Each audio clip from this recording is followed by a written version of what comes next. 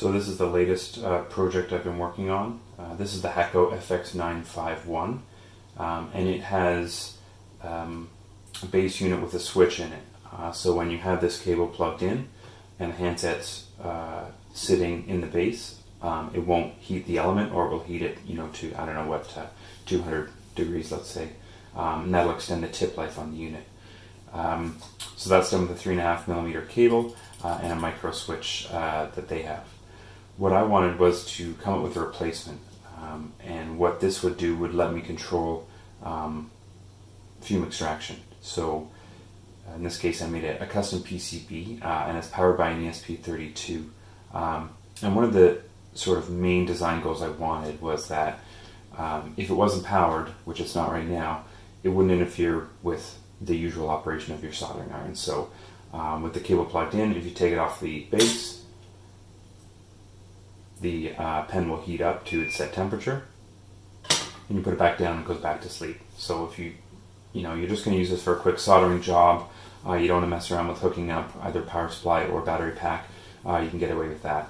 I really dislike it when you sort of improve something but kind of impede the regular day-to-day use of it. But then if we power this up,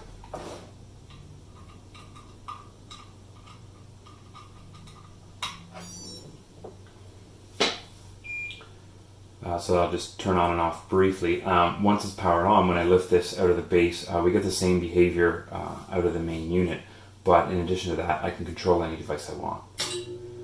So in this case, it turns on my smoke absorber, and when I put it back in the base, after a preset delay, it will turn it off. In this case, it's been set to 5 seconds for the demonstration, but normally you'd set that maybe at 20-30 seconds after you're done soldering if you want. So that's again ESP32, so you can make it control whatever you want. In this case, I just have it hooked up to a Sonoff S20 smart switch, flashed with some custom firmware, but it could do anything you want. So that's it. If you have any questions, let me know. I figured I would just also show kind of how it sits in the original case. This iron's still a bit hot, but it fits in, uses the existing screws, the existing screw holes. This is a 3D printed case. The USB power is right on the back, and the 3.5mm jack is on the side. So you should be able to fit the cable that comes with the iron in here, but I picked this up again from China for real cheap, and it's nice to have the coiled cable when you're moving this base around. It kind of won't get in your way, and the right angle is nice as well. So again, with as little effort as possible, you just sort of take off the one that the Hakko comes with.